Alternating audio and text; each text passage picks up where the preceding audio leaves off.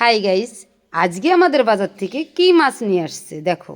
আজকে এই মাছ দিয়ে কি দিয়ে রান্না করা যায়। ছেলে বলল, মা আজকে আলু দিয়ে আর বেগুন দিয়ে এই মাছটা রান্না করো। তোমাদের সঙ্গে কথা বলতে বলতে আমার মাছটা কেটে ধোয়া হয়ে গেল। লবণ হলুদ মাখিয়ে তারপরে কড়াইতে তেল দিয়ে দেখলাম তেলটা আমার গরম হয়ে গেছে, তাই একটা একটা করে মাছ ছেড়ে দিলাম। খানিকক্ষণ পরে মাছগুলো আমি উল্টিয়ে দিলাম, তারপর নেড়ে চেড়ে দেখলাম মাছগুলো আমার হয়ে গেছে ভাজা, তাই একটা একটা করে তুলে নিলাম। আমার সব মাছগুলো ভাজা হয়ে গেছে। তারপর কড়ার ভিতর তেল দিয়ে আমি আলুগুলো ভেজে নিলাম। আলুগুলো নেড়ে চেড়ে দেখলাম আমার ভাজা হয়ে গেছে, তাই আলুগুলো সব তুলে নিলাম। তারপর কড়াইতে তেল দিয়ে জিরে তেজপাতা শুকনো লঙ্কা দিয়ে আমি একটু ফোড়ন দিয়ে ভেজে রাখা আলুগুলো ঢেলে দিলাম। তারপর নেড়ে চেড়ে কিছুক্ষণ পর আমি বেগুনগুলো ঢেলে দিলাম। তারপরে একটু লবণ একটু হলুদ দিয়ে নেড়ে চেড়ে আমি আলুর সঙ্গে বেগুনটা একটু ভাজা ভাজা করে নিলাম। তারপর আমি নেড়ে চেড়ে জল দিয়ে দিলাম। কিছুক্ষণ পরে নেড়ে চেড়ে দেখলাম আমার তরকারিটা হয়ে এসেছে, তাই তরকারির ভিতরে একটা একটা করে মাছ ছেড়ে দিলাম। কিছুক্ষণ পর নেড়ে চেড়ে দেখলাম আমার তরকারিটা হয়ে গেছে, তাই নামিয়ে নিলাম। মাছের তরকারি রান্নাটা তোমাদের কেমন লাগলো জানিয়ে যেও।